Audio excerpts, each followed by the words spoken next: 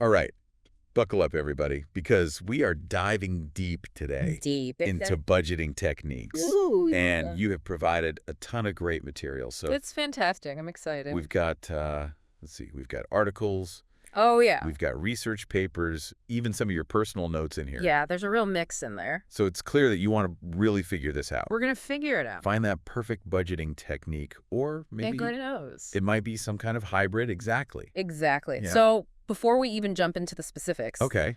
why budget? I mean, why bother? What's the big deal? Yeah, it's a great question. And I think sometimes people think of budgeting as this restrictive thing. Right. Exactly. Like, oh, now I can't do all this fun stuff. Deprivation. Yeah, exactly. It's Right. about deprivation, but actually it's really about empowerment. Okay. So it's about, it's not about saying no to everything. It's more about what? It's about gaining control over your money so that it doesn't control you. You know? Okay. And it's about being able to reach your goals, like whatever those goals might be, whether it's financial freedom, whether it's a down payment on a house, maybe it's paying off that debt that's been hanging over your head, whatever it is. Like a financial GPS. Exactly. It's going to guide us to Yeah. where we need to be. Yeah. Okay, so let's fire up that GPS and check out the first route. Right. That's the very popular 50-30-20 rule. Yeah, this one gets a lot of buzz. All over the place. It's everywhere. It's everywhere, and it's for good reason. So what's the like core idea here? Simplicity and balance. Okay. So you basically take your after-tax income and you divide it into 3 buckets. Okay. 50% goes to your needs, Okay. 30% goes to your wants, All right. and then 20% goes to savings and debt repayment. Okay, so that's pretty easy to visualize. Yeah. So you get your paycheck, rent, groceries, those sorts of essential needs. That's 50%. Exactly. 30% for wants. Yeah. Like, going out, Yeah. going to the movies, Maybe buying a new book you've been wanting. buying a new book. Yeah, anything that kind of brings you joy. Yeah, that you don't absolutely need to survive, Right. but that makes life more enjoyable. Exactly. And then the 20% is for future. Yeah. You just tucked Yeah. away. Savings, debt repayment, yeah. So that seems pretty simple, right? It is. It's a great starting point. But I will say, sometimes people think of these percentages as set in stone. Right. You Yeah. know? And one thing I've noticed is, let's say you live in a city with really high rent, Mm-hmm. or maybe you have some unexpected medical expenses. Mm-hmm. That 50% for needs might be a real struggle to stick to. Yeah, you're constantly going over. You're constantly exceeding it. Yeah. So, and then on the flip side, What if, yeah, exactly. yeah. What if you want to save a lot? Like you're very ambitious. Yeah. 20% might not be enough. It might feel really slow. Yeah. Okay, So it's really about using it as a framework. Yeah. but being willing to adjust it. Okay. Like a template that you can customize. Exactly. Now let's shift gears a little bit and talk about a method that it's all about giving every dollar a purpose. Oh, I like that. Yeah. And this is zero-based budgeting. Zero-based budgeting, or ZBB. ZBB. Okay. Yeah, this one's, it takes intentionality to the next level. Okay. So instead of working with those broad categories Right. like needs, wants, and savings, you're actually allocating every single dollar of your income. Okay. The goal is to have $0 left over at the end of the month. So it's kind of like putting together a big It is. It's like a puzzle. financial puzzle Financial puzzle. where everything's got to fit. Exactly. Okay. And so for Good. people who really thrive on that kind of structure and control, this can be really empowering Okay. because you're not just passively tracking where your money goes. You're actually actively deciding where it should go Okay. in advance. And I can see that being especially appealing if you really Want to break bad spending habits? Absolutely. Okay, but I got to be honest. Yeah. Tracking every single dollar sounds It can be a lot. Yeah. intense. It can be intense, especially if you're not a spreadsheet person. Yeah. But I will say there's a twist on this that some of the more like advanced budgeters Okay. do, which is reverse zero-based budgeting. Ooh, okay, reverse. Oh, So backwards. So instead of starting with your income and subtracting your expenses, Okay. you start with your savings goals and you allocate that first. So you're saying, this is how much I need to save. This is what I need to And now I got to adjust everything else. And then we'll work backwards from there. I like it. I like that. Very proactive. Yeah, it flips the script. Yeah, but what if all this tracking, like even just thinking about it, makes someone nervous? Sure. Is there something a little more hands-on? Absolutely. And that brings us to the envelope system. Oh, yeah, the envelope system. I've heard of this. The old classic, yeah. This is the one where you you physically have cash You got it. and you put it in an envelope. Exactly. So instead of relying on spreadsheets or apps, Okay. you physically divide your cash into different envelopes. Okay. And you label them with different spending categories. So like groceries, entertainment, dining out, whatever it might be. So it's like I'm actually seeing my budget. Yeah. It's like a visual representation. You got it. And that's where the psychology of it gets really interesting. Oh, okay. Because when you physically hand over that cash Mm-hmm.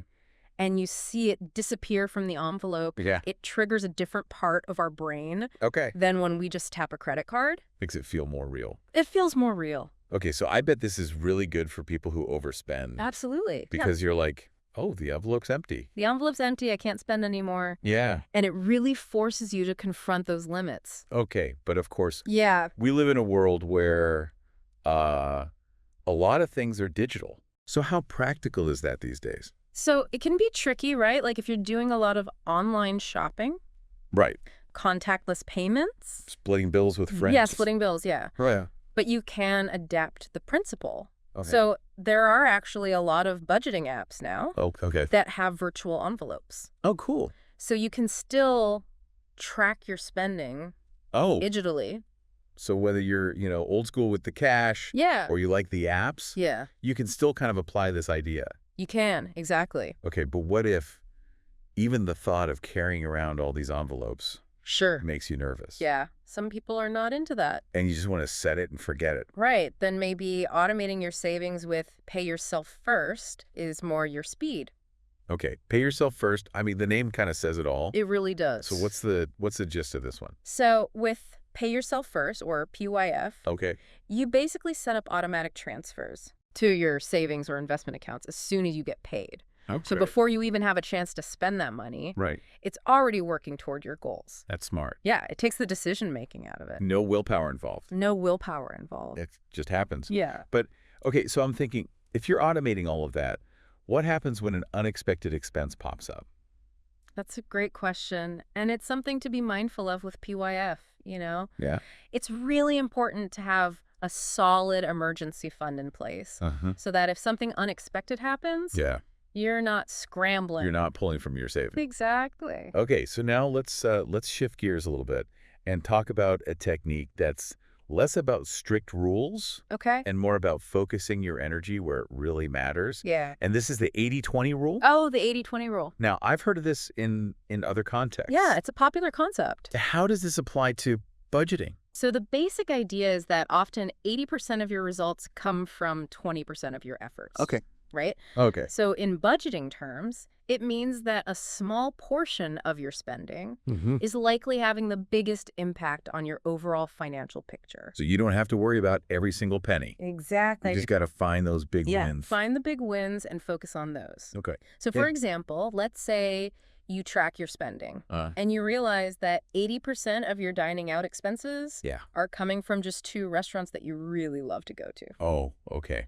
That's the 80-20 rule in action. So it's kind of highlighting where I should be focusing. Exactly. Okay, so it's about working smarter, not harder. Working smarter, not harder. That's the 80-20 rule in a nutshell. I like that. Yeah. But what if that lack of structure, makes me a little nervous? Yeah, some people really need that structure. I want something really, very simple, Yeah. very clear. Well, in that case, maybe a cash-only budget is more your style. Okay, so we're going old school. We're going old school. Back to the basics. Yeah, so with a cash-only budget, Okay. you withdraw a set amount of cash at the beginning of the month, Uh-huh. and that's all you use for your expenses. So no swiping. No mindless swiping, no tapping. Okay. You really have to think about every purchase. Do I need this or do I just want it? Exactly. Yeah. It forces those conscious decisions. Okay, but again, Yeah. how practical is that these days? Yeah, it's definitely not the most convenient option. Right. Okay. Okay. But even if you can't go fully cash only, Right. the principle behind it is valuable. Okay. That idea of I'm mindful. being mindful. So maybe I can't do it every day. Right? But maybe I could do a cash-only day, Yeah, or a week. a cash-only week, Yeah, just to kind of experiment. a little experiment. See how it feels. Okay, so speaking of being mindful, Yeah. let's talk about a method that's all about aligning your spending with what really matters. Okay. Yeah. And that is priority-based budgeting. Priority-based budgeting. So this one's all about your values. Okay, so instead of starting with the categories, like we have been, Uh-huh. you start with what you want to achieve. Exactly. You start with your goals. Okay. So you identify your top financial priorities. Maybe it's saving for a down payment on a house. Right. Maybe it's paying off debt, early retirement, whatever matters most to you. Okay. And you allocate funds to those goals first Okay. before you even start divvying up the rest of your budget. So it's like, if that down payment is my top priority, Yeah. I'm going to put that money aside first. You put it aside first. And then I figure out the rest. And then you figure out, okay, how much do I have left for groceries? Right. How much do I have left for entertainment? Yeah. And it can be really helpful, especially if you feel like your spending is all over the place. Yeah. And you're not making progress on the things that really matter to you. So it's like, my money's reflecting my values. Yeah. Okay, now remember, zero-based budgeting, where every dollar has a job. Oh, yeah. We were just talking about that. Well, get ready to meet its sophisticated cousin. Oh, okay. The cousin. Zero-sum budgeting. Zero-sum budgeting. So this one, Okay. it takes that concept to the extreme. Right. It's like you're balancing a complex equation where every single dollar of income is allocated to a specific expense. Okay. Savings goal, investment. Leaving no room for... No room for error. Okay, so if I am a very detailed planner... Yeah. And I love tracking things... If you love spreadsheets... this might be for me. This could be your budgeting nirvana.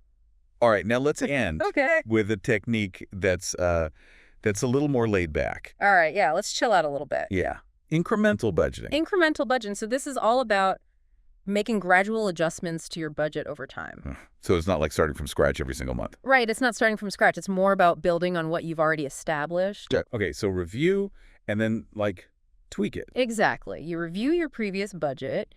You make small tweaks based on any changes in your income or expenses. And you keep moving forward. So this sounds like it would be good for someone who has a very stable... Yes, stable income, stable expenses. Okay. And they just want to kind of make those small adjustments along the way. Yeah, I don't like big changes. I just want to tweak. Exactly. Okay, but is there a risk that I'm going to get complacent? That's a great point. And that is something to be mindful of with incremental budgeting. Okay. You know, because it can be very easy to get comfortable and not really optimize your spending as much as you could. It's like if you're on autopilot for too long, you might, Yeah. miss some turns. Exactly. So it's really crucial to regularly assess your spending habits and see, are there areas where I could be improving? So even with the more relaxed approach, like, still got to check in. Check in. Make sure you're on track. Okay, so it seems like whether you're a super detailed planner or you like to just go with the flow. Yeah, there's something for everyone. There's a technique or a combination of these that could work. Exactly. It's all about finding what works for you and your unique situation and goals. So it's not about what's the quote-unquote perfect method. No. It's about what's perfect for me. Exactly. And I might have to try a few. Yeah, you might have to experiment. Experiment. To see what sticks. See what sticks. Yeah. Now, before we wrap up this discussion of techniques, I feel like you're holding back a little bit. Well, I do have one final twist, you could say. Ooh, okay. It's not really a separate technique. Okay. But it's more of a lens through which to view all the methods we've discussed. Okay, I'm very intrigued. Tell me more. So we call this the mindset shift. The mindset shift. And it's about recognizing that budgeting is more than just numbers on a spreadsheet. Yeah. It's about understanding your relationship with money, your spending habits, and your long-term goals.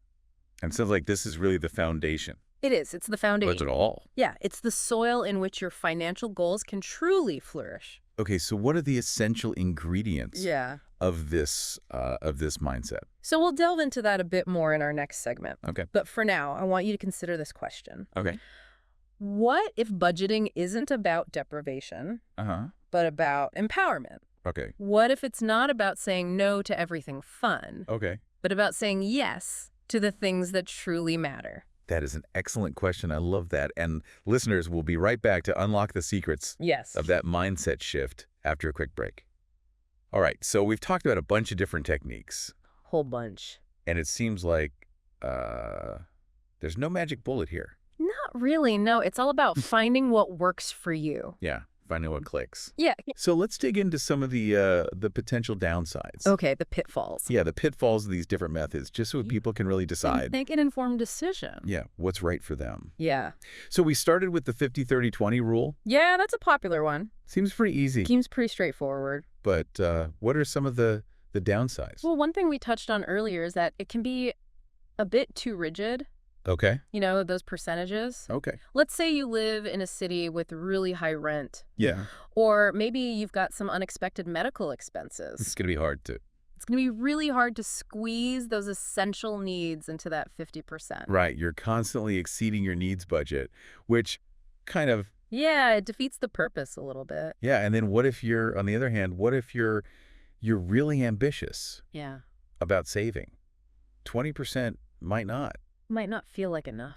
Yeah, it might feel really slow. Yeah. Okay, so again, it's about... It's about using it as a framework. The template. It's a starting point. Yeah, you can customize it. Exactly. Okay, now zero-based budgeting, yeah. Every dollar has a job. Every dollar has a job. Yeah, I love that concept. Sounds great in theory. In theory, yes. But is it realistic?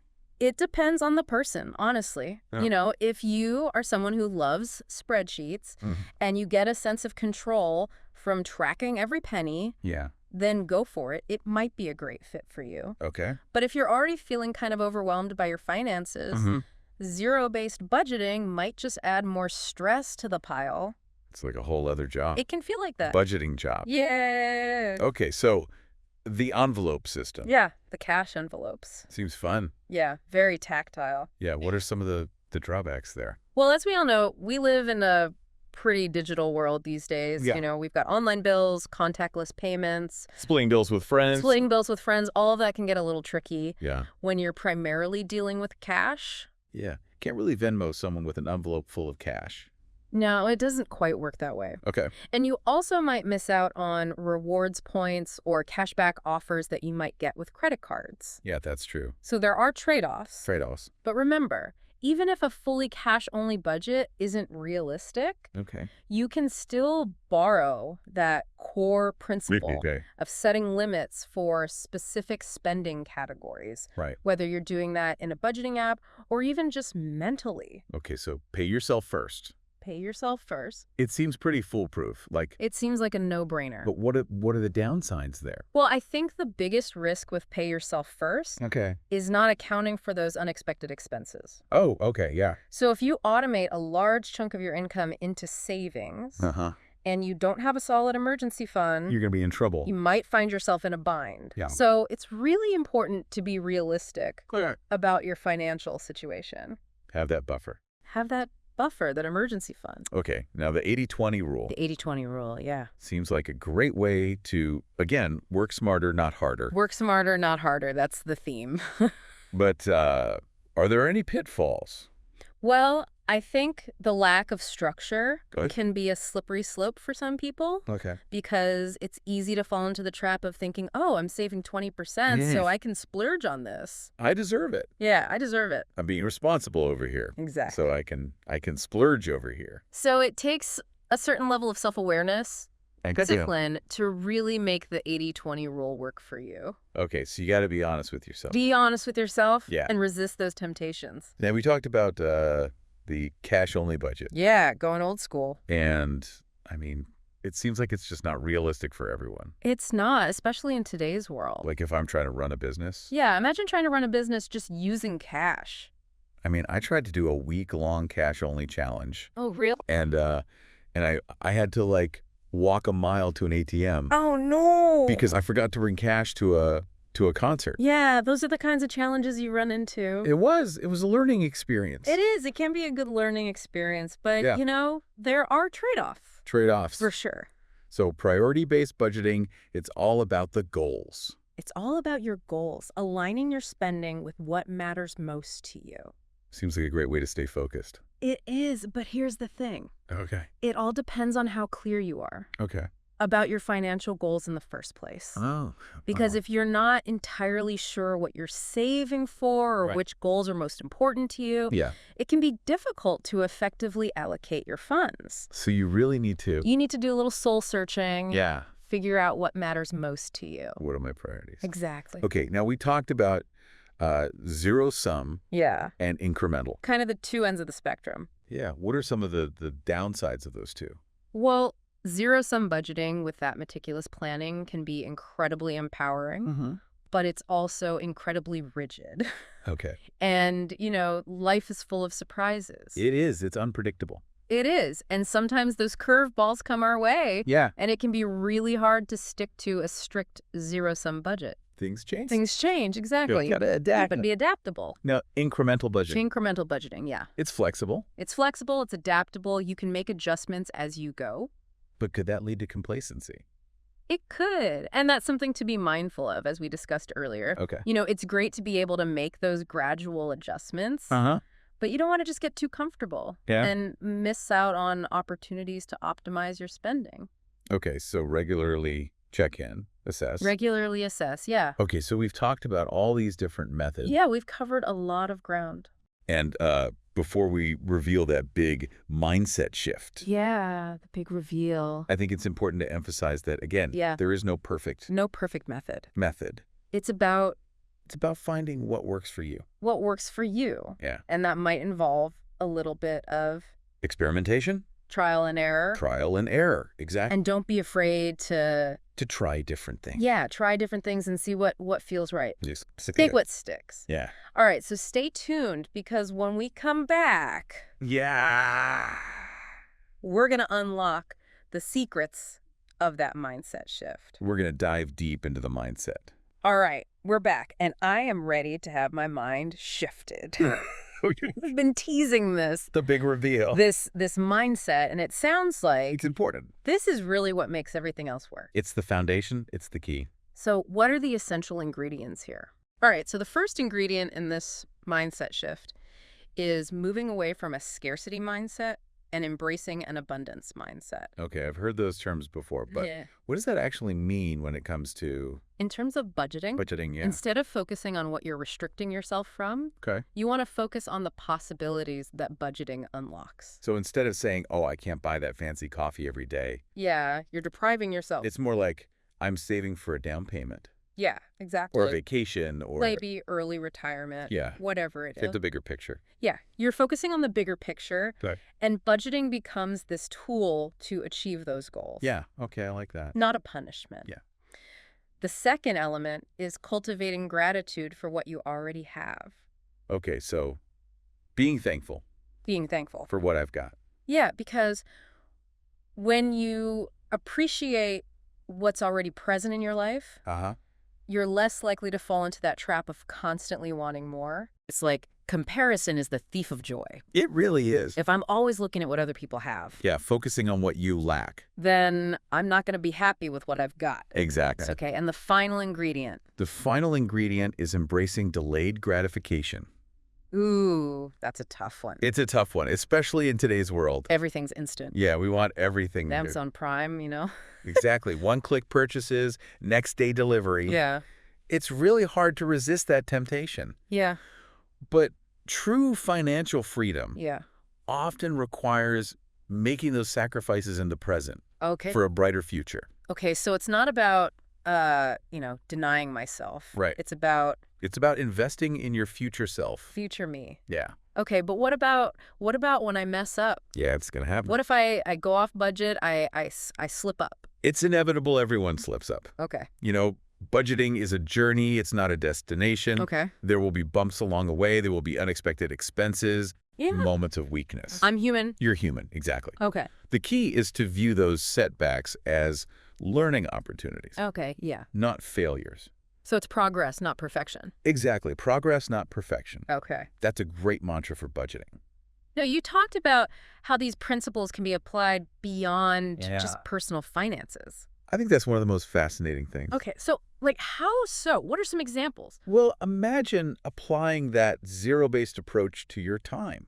Okay, my time. So not just my money. Not just your money. Yeah, okay. So instead of letting your day just get filled up with random tasks, you actually intentionally allocate... Like a schedule. Yeah, like a time budget. A time budget? For different activities, so maybe work, family, hobbies, self-care. I love that. So you're budgeting your time. You're budgeting your time. Yeah. Which is arguably your most valuable resource. Okay, and the mindset shift. The mindset shift itself Yeah. can be applied to so many areas of life. So, You know, cultivating gratitude, embracing delayed gratification, focusing on abundance. not just about money, it's about... It's about living a more intentional life. Okay, wow. We have covered a lot. A lot of ground. So many different techniques. Yeah. This mindset shift. The big mindset shift. I hope our listeners are feeling ready to tackle... I hope so. Budgets. Empowered, equipped Yeah. to take control. And I think the biggest takeaway here is Yeah. there's no right way There's no one right way. to budget. It's about finding what works for you. What works for you, and it's about experimenting. Yeah, trying different things. And don't be afraid to make mistakes. make mistakes. And adjust. Adjust. And just kind of enjoy the process. Enjoy the journey, because it's a journey. Yeah. It's not a destination. Well, thank you so much for joining us on this deep dive It's been a pleasure. into budgeting techniques. Absolutely. Happy budgeting, everyone. Happy budgeting.